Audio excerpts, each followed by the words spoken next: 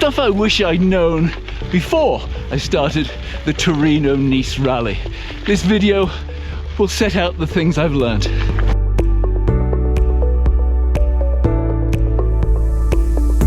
It's only when you reach the end of the Torino-Nice rally that you understand how you should have ridden it and what kit you should have brought. At different stages during my ride, and once home, I've gone through my kit to analyse what worked for me and what I could have done better or just differently. Let's start with the bike. I've been really happy with the bike setup. Panracer Gravel Kings. I'm pleased that I switched and used the ones that have rubber on the sidewalls rather than tan.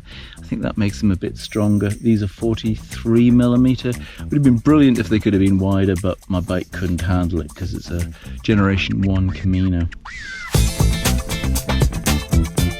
And here's the first thing I'd do differently. Get the widest tyres you can, because some of the off-road descents are more suited to fat-tyred mountain bikes.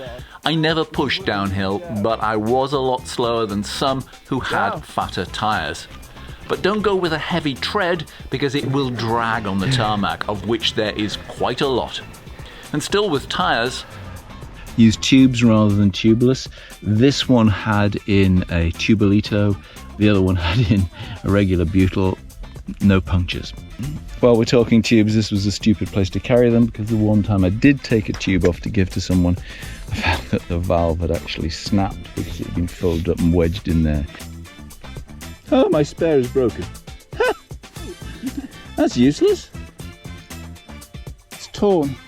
These might have gone the same way. I think that's an advantage for the Tubelito. They go into smaller spaces, and I had one there, and I've got another 3 in that bag, which I didn't need, but good to have. Tubeless was by far the most popular option, but I struggled to get my wheel set to seal, and I didn't want to risk latex liquid all over the kit in my bike box when flying. 40 psi front and back worked for me. If you're thinking about doing this and wondering what gearing to choose, I've got a 34 on the front and a 46 is my biggest on the back. I could definitely have put a 30 on the front and it wouldn't have been too small. I'm spending all of today, I can tell, in that 34-46 combo. On the TNR, you are either cranking slowly up a steep hill or freewheeling down the other side.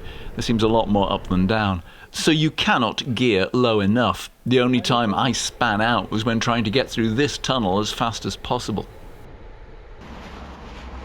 I was asked why I put everything in little bags. It's partly so I know where they are, if I always put them away I can find them, and also so the zips shut more easily. There's not a bit of fabric sticking out from your gilet or your arm warmers to catch in the zip. I don't know if you can see that, but the cloud is actually coming up the valley, and I can see the temperature dropping by 0.1 of a degree every so often. It's now 14.4 degrees. There's also a real dampness in the air. I'm still warm, but I'm gonna have to keep an eye on the temperature because it could easily chill down. I've written a more detailed piece about kit and about travelling to and from the TNR. That's linked from the resources page of my website. Speaking of clothes, the 2 most important things for me were bibs and shoes. Quite a few pair of these Giro ones with a good Vibram sole for the hiker bike and comfy enough to wear around towns and travelling.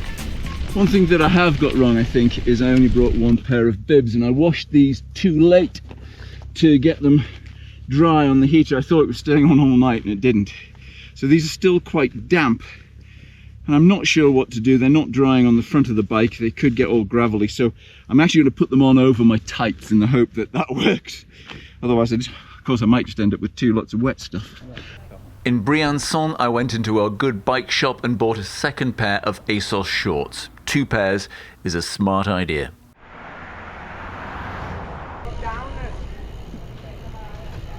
Market day in Bussoleno. While the main route was on my Garmin, the quad lock mount on my bars let me also navigate with my phone.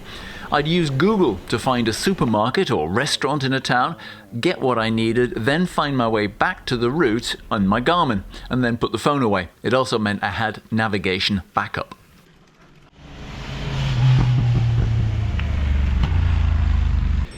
You might notice the flashing red lights on local cyclists' bikes. At almost any time of day, you can be in and out of shadows.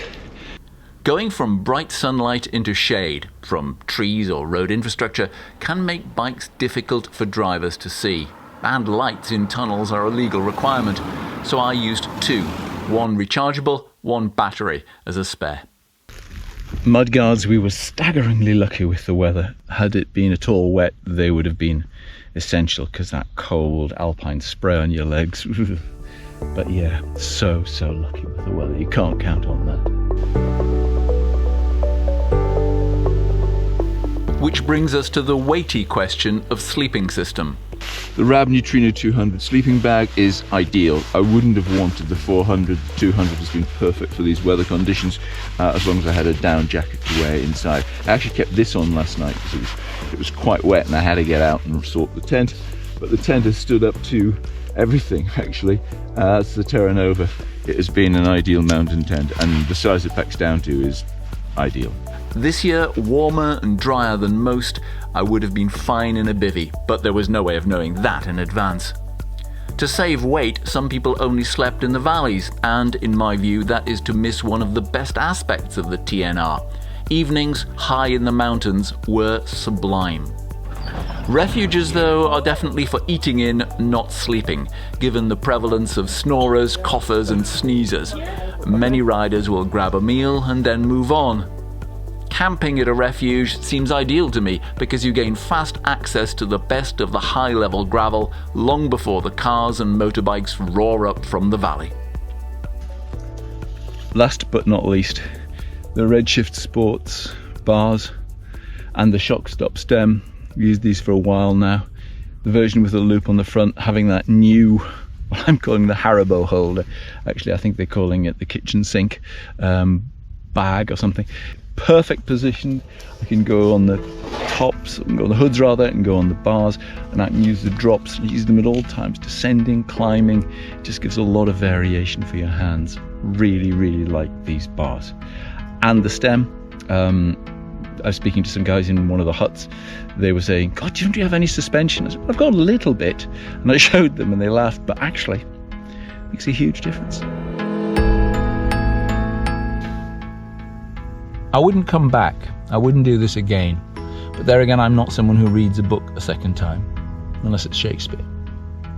And then you really want to go and watch it.